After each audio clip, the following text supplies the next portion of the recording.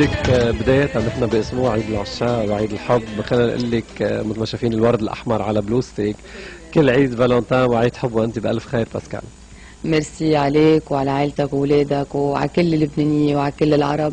فالنتين ما بيعني بس للعشاق، بيعني الحب بكل لحظة وبكل دقيقة أن نعيشه، لأنه أسمى ما في الوجود الحب. فكل عيد حب وأنت بألف خير.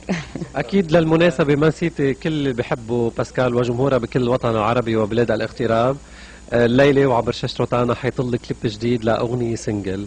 ما بعرف كان نحن معنا خبر اسمها معقول، كان عنوان مبدئي، شو صار اسمها، شو بتخبرينا عن الكليب والأغنية؟ غنيت يعني غنيت السنجل النازلة جديدة اللي حتشوفوها اليوم. كليب هي كان اسمها معقول. هي إلها اسمين، تغيرت علي ومعقول.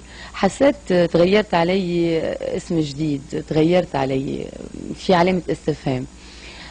فرجعت قررت انه سميها تغيرت علي. الكلام لمنير بوعساف واللحن لملحم ابو جديد وتوزيعه. موضوع الغنية عم بتقله، يعني أنا بالغنية مش زعلانة منه ولا عم بعيط عليه ولا هجرته. كل ما في الأمر عم ذكره وين غمراتك، وين نظراتك، وين لمساتك اللي فيها جنون. بتعرف دايما لما يكون في علاقة حب بين زوج مرة ومرته، بين أنثى ورجل، بين أي شيء، بعد فترة بيجي الشغل والمتاعب وروتين الحياة بيخلي انه ما يكون في كلمة حب على طول، وما يكون في نظرة اللي بتكون بالاول الاعجاب والغمرات والجنون. فهي مساقبة بعيد العشاق وقتها من دون ما انا ساقب هيك وفيها مغنى كتير حلو كلاسيك لبناني وحبيتها كتير انا.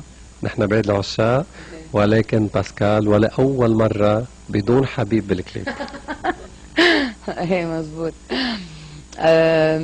الكليب انا حبيت انه كون لوحدي بالكليب. الاغنيه حسستني انا كل ما اسمعها حس هيك بدها جو رومانسي، ثلج، سيارة كشف، بيت قديم، تياتر عم بتغني انت، وما حسيت انه انا لازم اكون لوحدي فيها. وما بعرف هيك اجى على راسي، ما بعرف.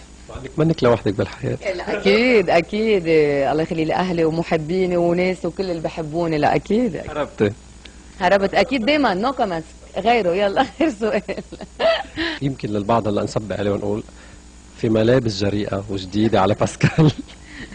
لك لان الغنية اوروبيان وهيك بدها مسرح يكون انه شوي هيك في يعني اللمحة الرومانسية، هالابيض على الشيء هيك، في شوية شيب للجسم للكذا. فايه في بعدها جرأة اكيد غير عن قبل اللبس. اكيد يمكن لقوها فيها جرأة، بس لازم نجدد على طول.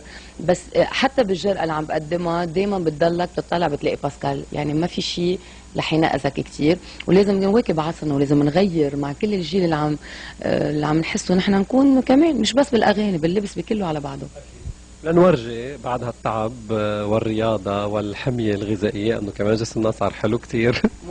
ممكن لنفرجي انه يمكن انظلمنا كتير بتصوير بلبس معين، او يمكن نبين املى او اعرض. هذا الفستان ببين كل شيء اذا، فكمان هيدي منا.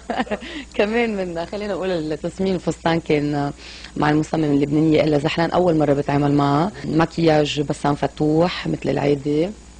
الشعر سيمو موندلا طارق رزق مثل العادي. باسكال بمقابلات سابقة كنت محتارة يا من نزل سنجل يا من نزل الألبوم، بس على ما يبدو لأنه أخذت القرار الألبوم متأخر. شو بتخبرينا على الألبوم؟ الالبوم تاخر عماد، مش منا تاخر بسبب الاوضاع بلبنان. بحس الواحد من السخيفه كمان ينزل. هلا نزلت السنجل بس انا لي شهر كل يوم باستوديو. الالبوم يعني على وشك الانتهاء، فقط في لمسات خفيفه وهيك. البوم غني جدا، في اللبناني من الكلاسيك للبلدي، في المصري ستايلات مختلفه، في الخليجي مع صالح الشهري كمان من جديد. في كتير اسماء ما رح اقول، في كتير من الوطن العربي بجلستين بنحكي عنهم. قبل ما ننهي لقائنا الحلو معك باسكال، يمكن عم بيتردد بالاوساط الاعلاميه بين انه البومك الجديد عم يتحضر حيكون مع روتانا او مش حيكون مع روتانا، شو بتطمن الكل وبتخبريهم؟ لا بطمنك بقول لك مع روتانا. بس يمكن دايما على طول بيطلع هيك احاديث وحكايات. لا مع روتانا وانتاج الروتانا وبقول لكم انه الالبوم حيكون كثير مميز، من كيف بيقولوا سلسلات النجاحات انا وروتانا باذن الله. ما تنسوا الليله تترقبوا انطلاق كليب جديد للفنانه باسكال مشعلاني لاغنيه بعنوان تغيرت علي. باسكال بالتوفيق. كان معكم عماد هواري، روتانا بيروت.